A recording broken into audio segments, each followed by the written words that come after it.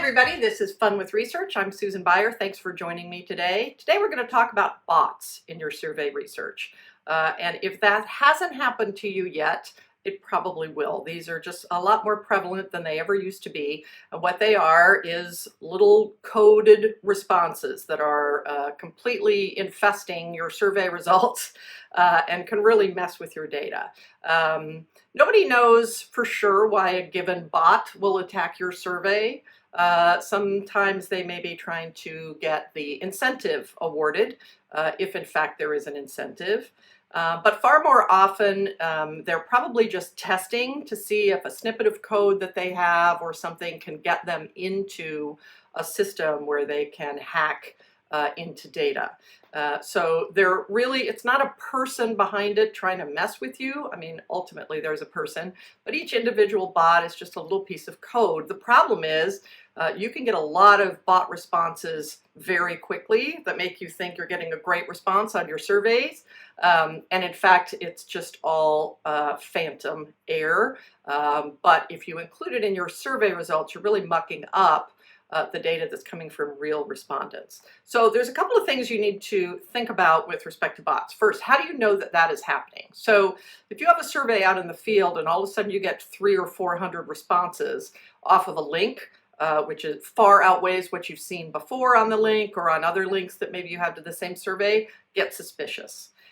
Take a look at the data. Often you will see, especially if you have sort of an entry form, like enter the sweepstakes at the end of the survey thing, and you're asking people for email addresses, you'll see names and email addresses that don't match up. They'll typically be Gmail addresses because those are easy to create on a mass basis. And so you need to get suspicious if you see a lot of those coming in over a short period of time. The challenges with bots, one of the challenges is that they sometimes survive the data cleaning that can be very effective in catching real human beings who are just trying to get through your survey for the incentive.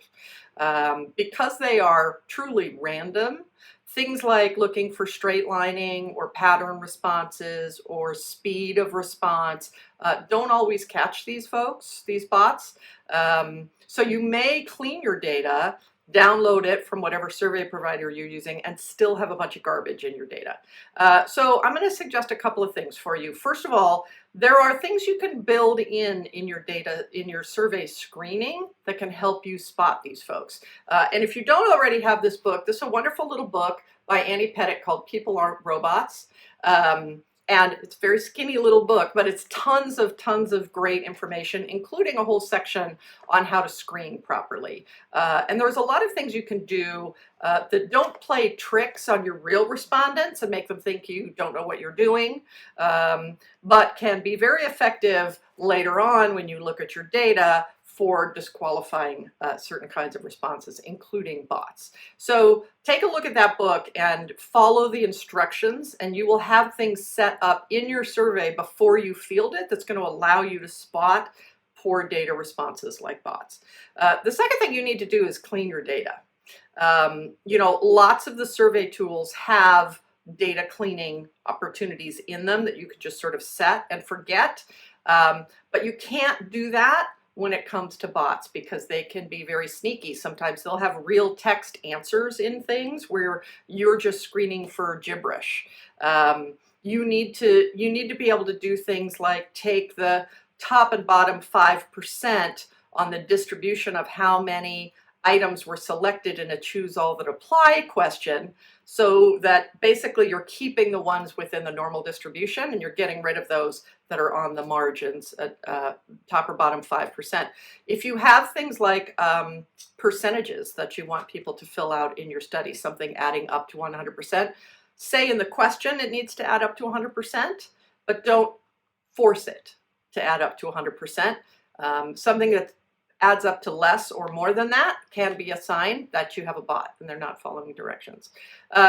So get yourself some good advice and set up your data for success, set up your survey for success, look at your data on the back end. Keep an eye out for bots. They're pretty insidious. We're seeing them a lot more lately. I hope that's helpful. If you have any questions, reach out to me, Susan at audienceaudit.com. We'll see you next week on Fun with Research.